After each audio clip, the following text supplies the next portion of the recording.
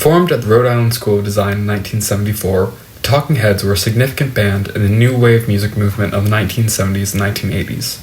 Shortly after forming, the band, then consisting of guitarist and vocalist David Byrne, bassist Tina Weymouth, and drummer Chris France, moved from Rhode Island to New York City. Here, they were joined by keyboardist Jerry Harrison, formerly of John Richmond and the Modern Lovers. Their music incorporates elements of rock, pop, disco, funk, punk, and Afrobeat. To manage this wide array of styles, the band adopted several advancements in recording technology and instrumentation, including electronic drums, drum loops, and the use of samples. They have been described as an art pop group, fitting, given 3 of the 4 members met at art school. David Byrne was the lead creative force behind the band, writing and performing vocals on the majority of their songs. His lyrics tended to reflect his insecurities about the world, insecurities about his own personality, and a fascination with modernization, both the positive and the negative aspects. The group is well known for their first 3 albums, which were 3 of their albums, which were produced by Brian Eno, More Songs About Buildings and Food, Fear of Music, and Remain in Light. They are also notable for their live show, album, and film, Stop Making Sense. One of the songs most associated with the group, Psycho Killer, chronicles the mental state of a supposed serial killer. Though it was first performed in 1974, it was not released until December of 1977. This was in the wake of the Son of Sam murders in New York City from July 76 to July 77, so the song quickly became associated with the murders. In this clip from the song, note David Byrne's odd and exaggerated delivery, signature to the band's style.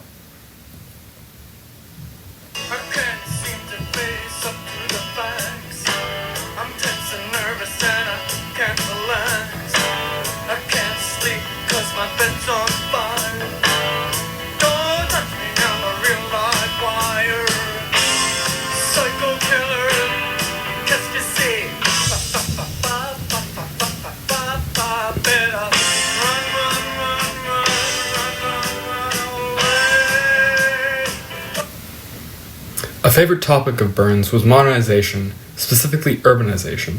The band's second album is named More Songs About Buildings and Food. He has written several songs devoted to the subject of buildings. Don't Worry About the Government, from their first album, chronicles someone moving away from the country into the city.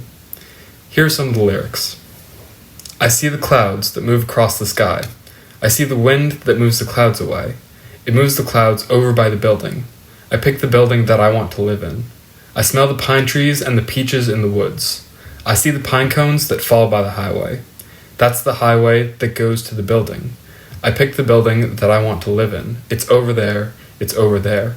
My building has every convenience. It's gonna make life easy for me. It's gonna be easy to get things done.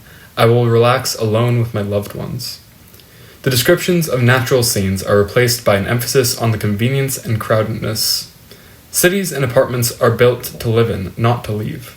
Byrne is fascinated by the emotional connections people create with urban living space, most typically an apartment which is rented rather than owned. Nothing But Flowers, released towards the end of the band's active years, tells the story of a man living in a world where all the modern infrastructure has been overrun by nature. This is an excerpt. Years ago, I was an angry young man, and I pretend that I was a billboard. Standing tall by the side of the road, I fell in love with a beautiful highway. This used to be real estate, now it's only fields and trees.